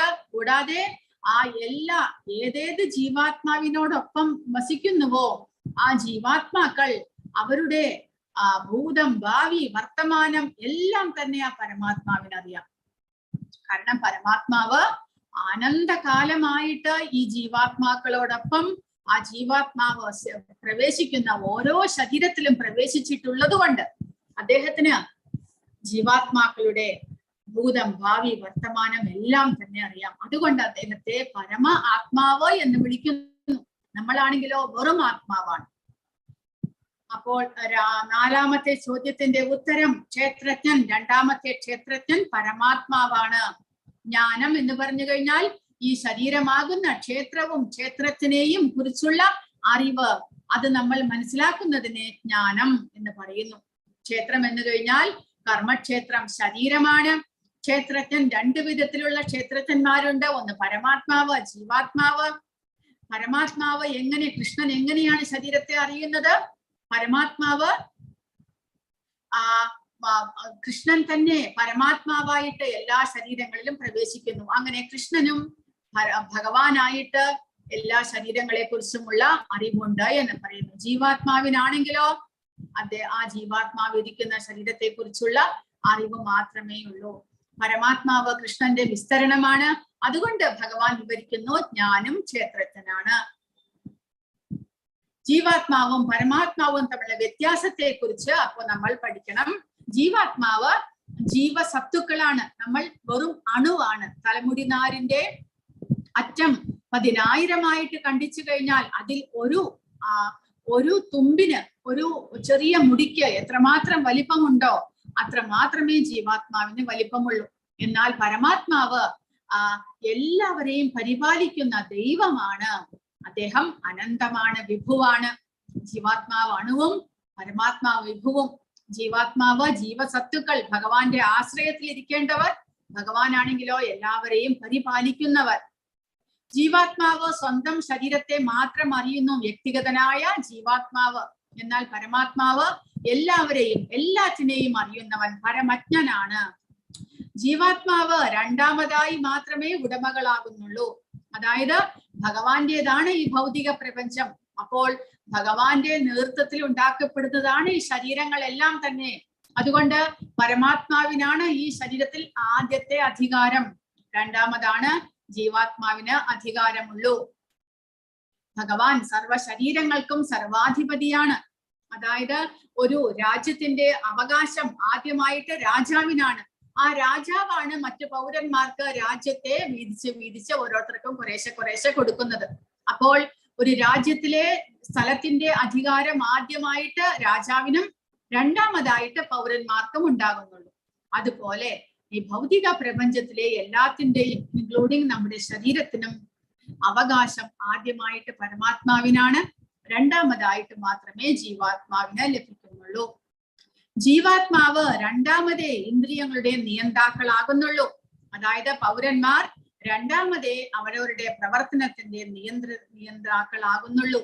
ഭഗവാനാണ് ഇന്ദ്രിയങ്ങളുടെ യഥാർത്ഥ നിയന്താവ്. അതുകൊണ്ട് അദ്ദേഹത്തെ ഋഷികേശൻ എന്ന് വിളിക്കുന്നു. സാമ്യം, രാജാവിന്റെ നിയന്ത്രണത്തിലാണ് എല്ലാ പ്രവർത്തനങ്ങളും നടക്കുന്നത്. ജീവാത്മാക്കൾ പിഴ പറ്റാവുന്നവരാണ്. കാരണം നമ്മൾ നമ്മുടെ യഥാർത്ഥ ആത്മസത്തയിലല്ല നിലകൊള്ളുന്നത്. അതുകൊണ്ട് നമ്മൾ ഒരു വ്യത്യസ്തമായിട്ടുള്ള ഒരു ശരീരത്തെ സ്വീകരിച്ചിരിക്കുന്നത് കൊണ്ട് നമ്മൾ പിഴ പറ്റാവുന്നവരാണ്. എന്നാൽ ഭഗവാന് ഒരിക്കലും പിഴ പറ്റുന്നില്ല. ജീവാത്മാക്കൾ സ്നേഹമുള്ള ഒരു സേവകനായിട്ട് ജീവിക്കേണ്ടവരാണ്. ഭഗവാനാണെങ്കിലോ എന്നേക്കും എല്ലാവരെയും സ്നേഹിക്കുന്ന ഒരു യജമാനൻ. അസംഖ്യമായ ജീവസത്തകളുണ്ട് ഈ ഭൗതിക പ്രപഞ്ചത്തിൽ. എന്നാൽ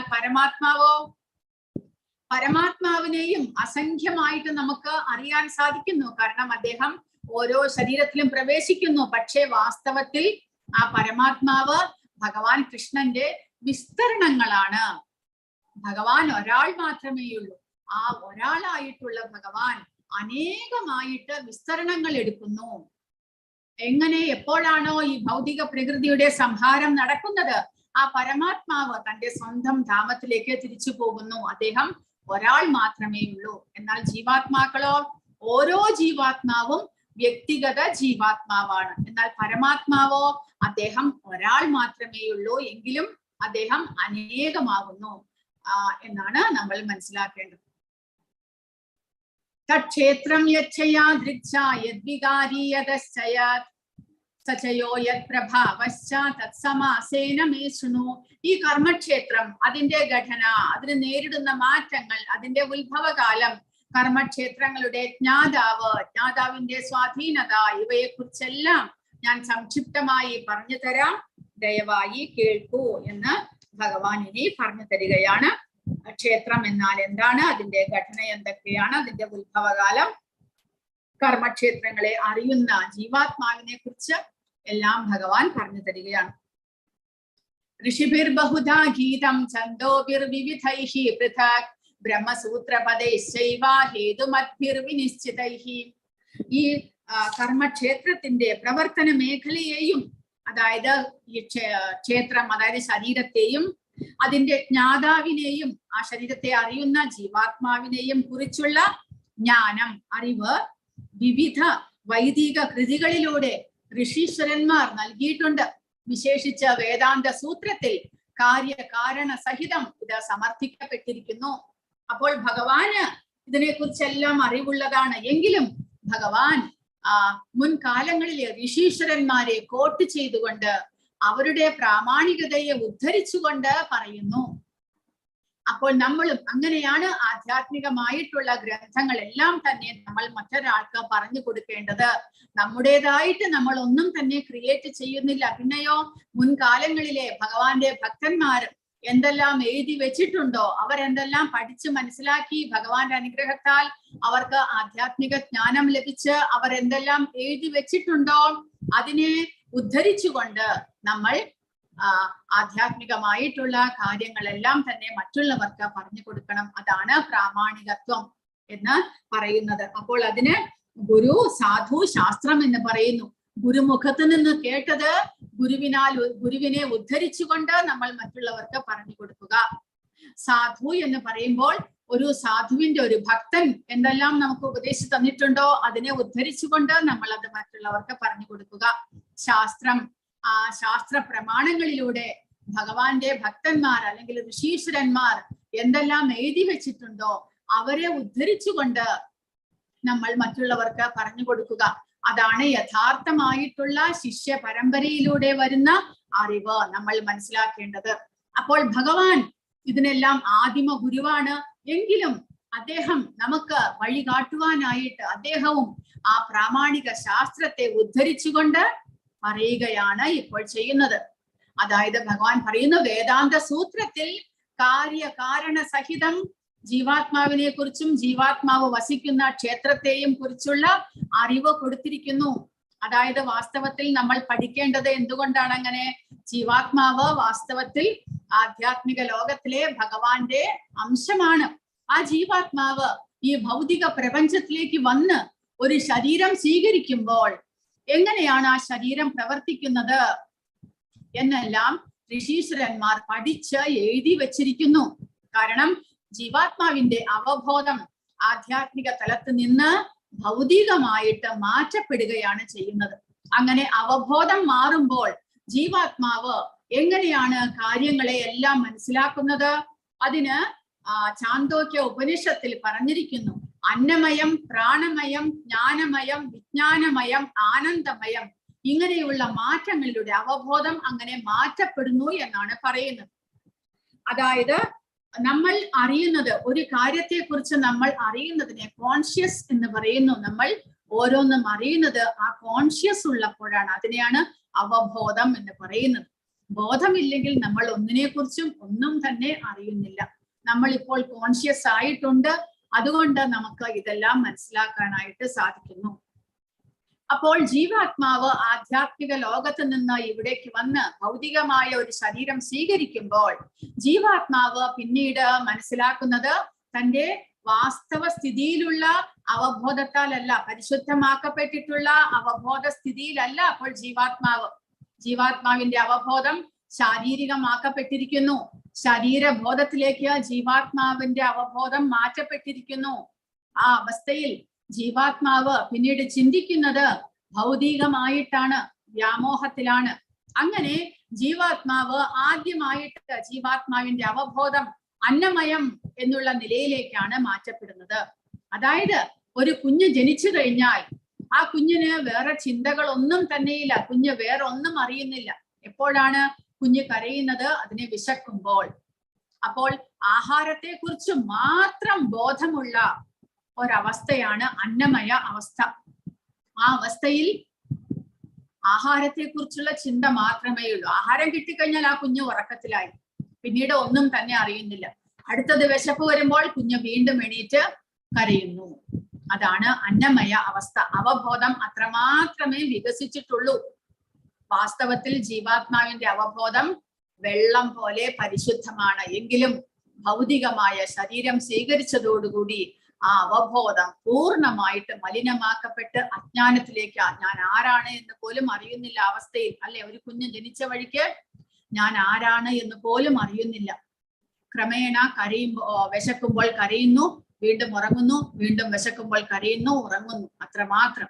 അപ്പോൾ ആ അവബോധത്തിന് അത്രമാത്രം ഡെവലപ്മെന്റേ വന്നിട്ടുള്ളൂ. പിന്നീട് ആ കുഞ്ഞ് കുറച്ചുകൂടി വലുതായി വരുമ്പോൾ, ശരീരത്തിന് വളർച്ച വരുമ്പോൾ പ്രാണമയം എന്നുള്ള അവസ്ഥയിലേക്ക് മാറുന്ന അവബോധം കുറച്ചുകൂടെ പ്രോഗ്രസീവ് ആകുന്നു. എങ്ങനെ? മറ്റുള്ള ജീവജാലങ്ങളെ, ഇപ്പോൾ നമ്മളെ അമ്മയെ തിരിച്ചറിയാൻ സാധിക്കുന്നു, അമ്മ സംസാരിക്കുന്നത് മനസ്സിലാകുന്നു എന്ന് പറഞ്ഞാൽ ശ്രദ്ധിക്കാൻ സാധിക്കുന്നു, തിരിച്ചറിയുന്നു. മറ്റുള്ള ജീവനുള്ള ജന്തുക്കളെ എല്ലാം തന്നെ തിരിച്ചറിയാൻ സാധിക്കുന്ന അവസ്ഥയാണ് പ്രാണമയം. അത്രമാത്രമേ ഉള്ളൂ. അന്നമയം, പ്രാണമയം.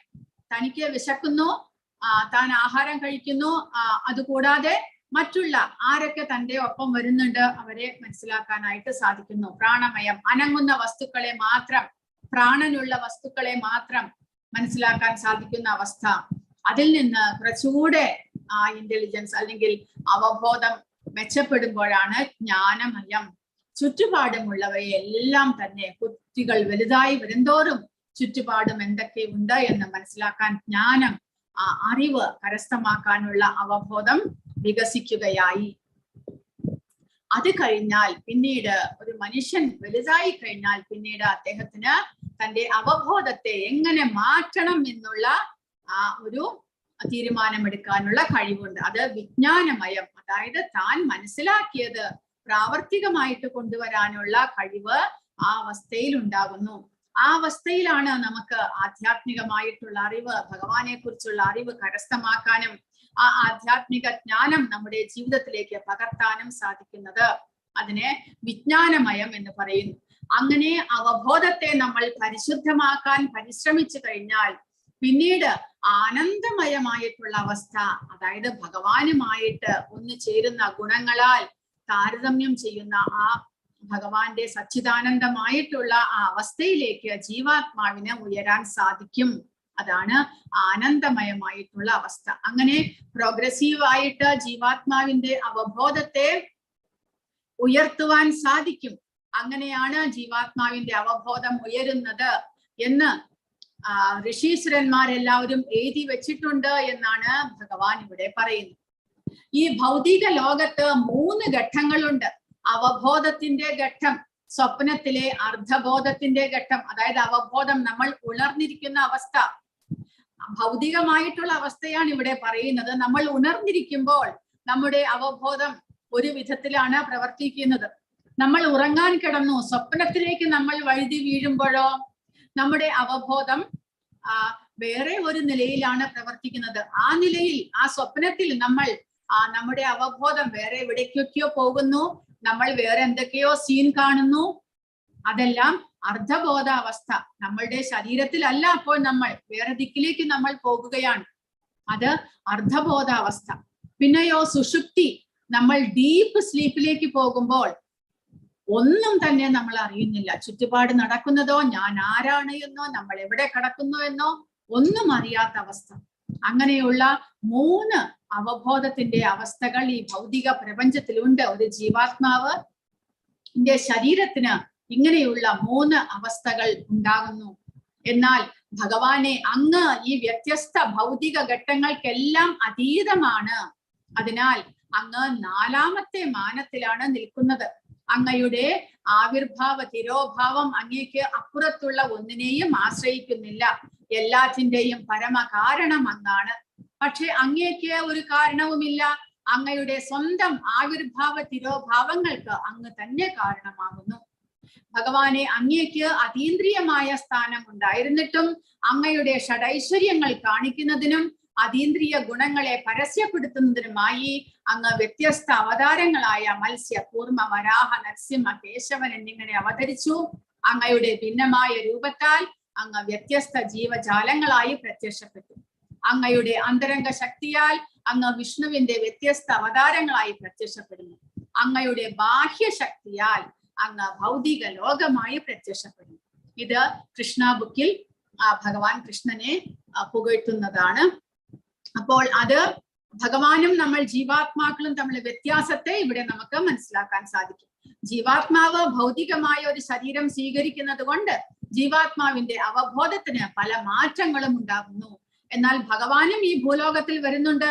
പക്ഷെ അദ്ദേഹത്തിന്റെ അന്തരംഗ ശക്തിയാൽ അദ്ദേഹത്തിന്റെ സാക്ഷാത് സ്വരൂപസ്ഥിതിയിൽ തന്നെ വരുന്നത് കൊണ്ട് അദ്ദേഹത്തിന്റെ അവബോധത്തിന് മാറ്റങ്ങൾ ഒന്നും തന്നെ ഉണ്ടാകുന്നില്ല എന്ന് നമ്മൾ മനസ്സിലാക്കണം. അപ്പോൾ ഇങ്ങനെയാണ് ഒരു ജീവാത്മാവ് ഈ ഭൗതികമായ ശരീരം സ്വീകരിച്ച് ഇവിടെ ജനിച്ച് വളർന്ന് വരുന്ന അവസ്ഥയിൽ ആ അവബോധത്തിന് പല മാറ്റങ്ങളും ഉണ്ടാകുന്നു എന്നാണ് നമ്മൾ ഇതിലൂടെ മനസ്സിലാക്കേണ്ടത്. ഇനി ഭഗവാൻ ഈ ശരീരത്തിന്റെ ഘടനയെ കുറിച്ച് പറയും. ശരീരം എന്നുള്ളത് 24 മൂലകങ്ങളാൽ ഉണ്ടാക്കപ്പെട്ടിരിക്കുന്നു. എന്തൊക്കെയാണത് എന്ന് ഇവിടെ പറഞ്ഞു തരികയാണ്. 5 മഹാഭൂതങ്ങൾ, പഞ്ചഭൂതങ്ങൾ. എന്തൊക്കെയാണ് 5 പഞ്ചഭൂതങ്ങൾ? ഭൂമി, ജലം, അഗ്നി, വായു, ആകാശം. കൂടാതെ മിഥ്യ അഹങ്കാരം എന്നുള്ളത്, ഞാൻ എന്നുള്ള ഫാൾസ് ഈഗോ എന്ന് പറയുന്നു. അതായത് ശരീരബോധത്തിൽ നമ്മൾ ഈ ശരീരമാണ് എന്ന് ചിന്തിക്കുന്നു. അത് മിഥ്യ അഹങ്കാരമാണ്. വാസ്തവത്തിൽ ജീവാത്മാവ് പ്രത്യേകമായിട്ടുള്ള ഭഗവത് അംശമാണ്. എങ്കിലും ശരീരം സ്വീകരിക്കുന്നതോടുകൂടി ജീവാത്മാവ് മിഥ്യ അഹങ്കാരത്തിലേക്ക് മാറ്റപ്പെടുന്നു. ഞാൻ വ്യാമോഹത്തിലായിക്കൊണ്ട് ഞാൻ സ്വീകരിച്ചിരിക്കുന്ന ഈ ശരീരമാണ് ഞാൻ എന്നുള്ള അവബോധത്തിലേക്ക് മാറ്റപ്പെടുന്നു. അതാണ് ഫാൾസ് ഈഗോ എന്ന് പറയുന്നത്. ബുദ്ധി, അവ്യക്തത, 10 ഇന്ദ്രിയങ്ങൾ, 5 ജ്ഞാനേന്ദ്രിയങ്ങളും 5 കർമ്മേന്ദ്രിയങ്ങളും, മനസ്സ്, 5 ഇന്ദ്രിയ വിഷയങ്ങൾ, രാഗദ്വേഷങ്ങൾ, സുഖദുഃഖങ്ങൾ, സമദൃഷ്ടി, ജീവലക്ഷണങ്ങൾ, ദൃഢവിശ്വാസം എന്നിവയും ചുരുക്കത്തിൽ ക്ഷേത്രമായും അതിന്റെ പ്രവർത്തനങ്ങളായും വിവരിക്കപ്പെട്ടിട്ടുണ്ട്. അപ്പോൾ ക്ഷേത്രം എന്നാൽ എന്ത് എന്നാണ് ഇവിടെ പറയുന്നത്. ക്ഷേത്രം എന്ന് കഴിഞ്ഞാൽ 24 മൂലകങ്ങളാൽ ക്ഷേത്രം ഉണ്ടാക്കപ്പെട്ടിരിക്കുന്നു. എന്തൊക്കെയാണ് ക്ഷേത്രത്തിന്റെ അല്ലെങ്കിൽ ശരീരത്തിന്റെ ഘടകങ്ങൾ? 5 മഹാഭൂതങ്ങൾ, അത് 5 എണ്ണം പഞ്ചഭൂതങ്ങൾ. 5 ഇന്ദ്രിയ വിഷയങ്ങൾ. എന്തൊക്കെയാണ് ഇന്ദ്രിയ വിഷയങ്ങൾ? ഇവിടെ പ്രഭുപാദ കൊടുത്തിട്ടുണ്ട്. ഗന്ധം, രസം, രൂപം, സ്പർശം, ശബ്ദം എന്നിങ്ങനെ 5 ഇന്ദ്രിയ വിഷയങ്ങൾ. മനസ്സുൾപ്പെടെ 11 ഇന്ദ്രിയങ്ങൾ, 5 ജ്ഞാനേന്ദ്രിയങ്ങൾ, അതായത് കണ്ണ്, മൂക്ക്, നാവ്, ത്വക്ക്, ചെവി എന്നിങ്ങനെ 5 ജ്ഞാനേന്ദ്രിയങ്ങളും 5 കർമ്മേന്ദ്രിയങ്ങൾ, കൈകാലുകൾ, പിന്നീട് ശബ്ദം, കാലുകൾ, കൈകൾ, ഗുദം, ഉൽപാദനേന്ദ്രിയം എന്നിങ്ങനെ 5 കർമ്മേന്ദ്രിയങ്ങൾ. അങ്ങനെ മനസ്സ് ചേർത്ത് 11 ഇന്ദ്രിയങ്ങളാണ് ഒരു ശരീരത്തിന് ഉള്ളത്. പിന്നീട് ബുദ്ധി, മിഥ്യാഹങ്കാരം, അവ്യക്ത ദശയിലുള്ള ത്രിഗുണങ്ങൾ, ഇതിനെ പ്രധാനം എന്ന് പറയുന്നു. ഇത്രയും ചേർന്ന് കഴിഞ്ഞാൽ 24 മൂലകങ്ങളായി. ആ 24 മൂലകങ്ങളാലാണ് ശരീരം ഉണ്ടാക്കപ്പെട്ടിരിക്കുന്നത്. അതിൽ ഈ സ്ഥൂലമായ ശരീരം, നമ്മൾ പുറമേ കാണുന്ന ശരീരം ഈ പഞ്ചഭൂതങ്ങളാൽ ഉണ്ടാക്കപ്പെട്ടിരിക്കുന്നു. അതിനു മുള്ളിൽ മനസ്സ്, ബുദ്ധി, മിഥ്യാഹങ്കാരം എന്നിവ 3 ചേർന്ന ഒരു സൂക്ഷ്മ ശരീരമുണ്ട്. പുറമേ കാണുന്ന സ്ഥൂല ശരീരം അത് നമ്മുടെ നേത്രങ്ങൾക്ക് ദൃശ്യമാകുന്നു. അകത്ത് മനസ്സ്, ബുദ്ധി, മിഥ്യാഹങ്കാരം എന്നിവ ചേർന്ന ഒരു സൂക്ഷ്മ ശരീരമുണ്ട്. അതിനുള്ളിലാണ് ജീവാത്മാവ് വസിക്കുന്നത്. ഈ സൂക്ഷ്മ ശരീരത്തെ നമ്മുടെ കണ്ണുകൾ കൊണ്ട് കാണുവാൻ സാധിക്കുന്നില്ല. ജീവാത്മാവ് ഈ ശരീരം വിട്ടു പോകുമ്പോൾ ആ സൂക്ഷ്മ ശരീരവും ഒരുമിച്ച് പോകുന്നു. സ്ഥൂല ശരീരം മാത്രമാണ് മരണപ്പെട്ടു പോകുന്നത്. അപ്പോൾ ആ സൂക്ഷ്മ ശരീരവും രാഗദ്വേഷങ്ങൾ, സുഖദുഃഖങ്ങൾ എന്നിവ ഉണ്ടാക്കുന്നത് സൂക്ഷ്മ ശരീരമാണ്. അതായത് മനസ്സും ബുദ്ധിയും ചേർന്നാണ്. ചിലത് എനിക്ക് ഇഷ്ടമാണ്, ചിലത് ഇഷ്ടമില്ല. ഒരാൾ നമ്മളെ അപമാനിച്ചു, ഒരാൾ നമ്മളെ ബഹുമാനിച്ചു. സുഖദുഃഖങ്ങൾ, പിന്നെ ചൂട്, തണുപ്പ്, ഇവയെല്ലാം നമ്മൾ അറിയുന്നത് ഈ മനസ്സിന്റെ ആ ഒരു വ്യാമോഹത്തിലാണ്. നമ്മൾ അങ്ങനെ ചിന്തിക്കുന്നതും പെരുമാറുന്നതും. രാഗദ്വേഷങ്ങളും സുഖദുഃഖങ്ങളും എല്ലാം നമ്മൾ ഉണ്ടാക്കുന്നത് ഈ സൂക്ഷ്മ ശരീരത്തിന്റെ പ്രവർത്തനമാണ്. സ്ഥൂല ശരീരമാണെങ്കിലോ ജീവലക്ഷണങ്ങളെ പ്രകടിപ്പിക്കുന്നു. സ്ഥൂല ശരീരം അതിലുള്ള ഇന്ദ്രിയങ്ങൾ പ്രവർത്തിക്കുകയും സംസാരിക്കുകയും കേൾക്കുകയും എല്ലാം ചെയ്യുമ്പോൾ നമുക്ക് മനസ്സിലാകുന്നത് ആ സ്ഥൂല ശരീരത്തിന് ജീവലക്ഷണങ്ങളുണ്ട്. കൂടാതെ ദൃഢവിശ്വാസവും സ്ഥൂല ശരീരത്തിന്റെ പ്രവർത്തനങ്ങളാണ് എന്ന് പറയുന്നു. അസ്ഥിരമായ ഒന്നാണ് കർമ്മക്ഷേത്രം. എന്നാൽ അതിനുടമയായ ക്ഷേത്രജ്ഞൻ അസ്ഥിരമല്ല, ശാശ്വതനാണ്. എന്നാൽ കർമ്മക്ഷേത്രമായ ശരീരമാണെങ്കിലോ അതിന് 6 മാറ്റങ്ങൾ ഉണ്ടാകുന്നു. അതുകൂടാതെ ക്ഷയിച്ചു പോകുകയും ചെയ്യുന്നു. എന്നാൽ ജീവാത്മാവ്, അതിന്റെ ഉടമസ്ഥനായിട്ടുള്ള ജീവാത്മാവിന് അങ്ങനെ ഒന്നും സംഭവിക്കുന്നില്ല. ജീവാത്മാവ് ശാശ്വതനാണ്. കർമ്മവേദിയുടെ പ്രതിപ്രവർത്തനങ്ങളും മാറ്റങ്ങളുമാണ് ഇവിടെ പറയുന്നത്. ഇനി പ്രധാനം എന്നുള്ള ഒരു കാര്യം പറയുന്നുണ്ട്. അതായത് അവ്യക്തത. 24 മൂലകങ്ങളിൽ അവ്യക്തത എന്ന് പറഞ്ഞാൽ എന്താണ് എന്ന് ഇവിടെ പറയുന്നു. അവ്യക്തത എന്ന് പറയുന്നത് ഈ ത്രിഗുണങ്ങളെ നമ്മുടെ ഭൗതിക പ്രകൃതി രൂപപ്പെടുമ്പോൾ ഉണ്ടാകുന്ന അവ്യക്തമായിട്ടുള്ള അവസ്ഥയെയാണ് അവ്യക്തത എന്ന് പറയുന്നത്. ആ അവ്യക്തതയെ പ്രധാനം എന്ന് പറയുന്നു. ആ പ്രധാനം പിന്നീട് രൂപം കൊള്ളുമ്പോഴാണ് ഭൗതിക പ്രകൃതിയായിട്ട് മാറ്റപ്പെടുന്നത്. അതിന്റെ പ്രധാന ഘടകങ്ങളാണ് 3 ഗുണങ്ങൾ: സത്വം, രജസ്, തമസ്. ഈ സത്വം, രജസ്, തമസ് ഈ സ്ഥൂല ശരീരം രൂപപ്പെടുന്നതോട് കൂടി തന്നെ ഭൗതിക പ്രകൃതി ഓരോ ജീവാത്മാവിനും ഈ 3 ഗുണങ്ങളും ഒരുമിച്ച് ലഭിക്കുന്നു. ആ 3 ഗുണങ്ങളുടെ സ്വാധീനത്തിലാണ് പിന്നീട് ശരീരം പ്രവർത്തിക്കുന്നത്. അല്ലെങ്കിൽ നമ്മൾ മനസ്സിലാക്കേണ്ടത് ഈ ശരീരം എന്നുള്ളത് ഇപ്പോൾ ഇവിടെ പറഞ്ഞതുപോലെ 24 മൂലകങ്ങളാൽ ഉണ്ടാക്കപ്പെട്ടിട്ടുള്ള ഒരു ജഡവസ്തു മാത്രമാണ്. ഒരു ജഡവസ്തു എങ്ങനെയാണ് പ്രവർത്തിക്കുക? ജീവാത്മാവും പരമാത്മാവും പ്രവേശിക്കുന്നതോടുകൂടി പ്രാണൻ വരുന്നു. പക്ഷെ പ്രവർത്തിക്കുന്നത് എങ്ങനെ?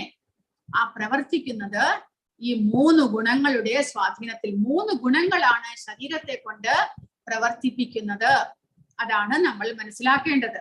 അല്ലാതെ നമ്മളിപ്പോൾ വാസ്തവത്തിൽ നമ്മൾ ചിന്തിക്കുന്നത് അയാൾ എന്നോട് അങ്ങനെ പറഞ്ഞു, ഇയാൾ ഇങ്ങനെ ചെയ്തു എന്നെല്ലാം നമ്മൾ പറയും. വാസ്തവത്തിൽ അയാൾ എന്ന് പറയുമ്പോൾ നമ്മൾ ആരെയാണ് ഉദ്ദേശിക്കുന്നത്? 24 മൂലകങ്ങളാൽ ഉണ്ടാക്കപ്പെട്ടിട്ടുള്ള ജഡവസ്തുവായ ശരീരമാണോ? സൂക്ഷ്മ ശരീരങ്ങളായിട്ടുള്ള മനസ്സ്, ബുദ്ധിയെയാണോ നിങ്ങൾ പറയുന്നത്? അല്ല, അതിനുള്ളിലുള്ള ബന്ധനത്തിലാക്കപ്പെട്ടിരിക്കുന്ന ജീവാത്മാവിനെ കുറിച്ചാണോ നിങ്ങൾ പറയുന്നത്? വാസ്തവത്തിൽ ശരീരം പ്രവർത്തിക്കുന്നത് ഈ 3 ഗുണങ്ങളുടെ സ്വാധീനത്തിലാണ്. അപ്പോൾ നമ്മൾ മനസ്സിലാക്കേണ്ടത് ഇവിടെ എല്ലാം തന്നെ വ്യാമോഹത്തിലാക്കപ്പെട്ടിരിക്കുകയാണ്. വ്യാമോഹത്താൽ നമ്മൾ ചിന്തിക്കുന്നു ഞാൻ ഇന്നയാളാണ്. ഈ ശരീരം ശരിക്കും വാസ്തവത്തിൽ ഒരു ശാശ്വതമായ ഒന്നല്ലെങ്കിലും ഞാൻ ചിന്തിക്കുന്നു ഞാൻ ഒരു സ്ത്രീയാണ്, ഞാൻ ഇന്നയാളുടെ മകളാണ്, ഇന്നയാളുടെ ഭാര്യയാണ്, ഇന്നയാളുടെ അമ്മയാണ് എന്നെല്ലാം നമ്മൾ വ്യാമോഹത്തിൽ ചിന്തിക്കുന്നു. എന്നിട്ടോ മറ്റുള്ളവർ എന്നോട് ചെയ്യുന്ന പ്രവർത്തികൾക്കെല്ലാം തന്നെ ഞാൻ സന്തോഷിക്കുകയും ദുഃഖിക്കുകയും എല്ലാം തന്നെ ചെയ്യുന്നു. വാസ്തവത്തിൽ ഒന്നും തന്നെ ഇവിടെ ശാശ്വതമായിട്ടില്ല. എല്ലാം തന്നെ ഒരു മരീചിക പോലെ വന്നു പോയിക്കൊണ്ടിരിക്കുകയാണ്. വാസ്തവത്തിൽ ഇവിടെ പറയുന്നത് അതാണ്. ഭഗവാൻ അതാണ് നമുക്ക് പറഞ്ഞു തരുന്നത്. അതായത് എല്ലാം തന്നെ മൂലകങ്ങളാൽ ഉണ്ടാക്കപ്പെട്ടിരിക്കുന്നു. ശരീരം എന്നുള്ള ആ ഒരു സാധനം, ആ ഒരു ജഡവസ്തുവിന് ജീവാത്മാവ് പ്രവേശിക്കുമ്പോൾ പ്രാണൻ ഉണ്ടാകുന്നു. അതിനോടൊപ്പം അത് പ്രവർത്തിക്കുന്നത് സ്വമേധയല്ല. ആ 3 ഗുണങ്ങൾ, സത്വഗുണം എങ്ങനെ നിർദ്ദേശിക്കുന്നുവോ അതനുസരിച്ച് മനസ്സ് ചിന്തിക്കുകയും ബുദ്ധി ഉപയോഗിച്ച് ഇന്ദ്രിയങ്ങൾ പ്രവർത്തിക്കുകയും ചെയ്യുന്നു. അതുപോലെ രജോ ഗുണം എങ്ങനെ, രജോ ഗുണത്തിനാണ് മുൻതൂക്കം എന്നുണ്ടെങ്കിൽ ആ രജോ ഗുണത്തിന്റെ പ്രഭാവത്താൽ മനസ്സ് പ്രവർത്തിക്കുന്നു. ബുദ്ധി ഉപയോഗിച്ച് ഇന്ദ്രിയങ്ങളെ കൊണ്ട് ഓരോ പ്രവർത്തികൾ ചെയ്യിക്കുന്നു. അത്രമാത്രം ആ ഗുണങ്ങളാണ് പ്രധാനമായിട്ട് ശരീരത്തിന്റെ പ്രവർത്തനങ്ങൾക്ക് ഹേതുവായിട്ടുള്ളത്. അതാണ് നമ്മൾ മനസ്സിലാക്കേണ്ടത്.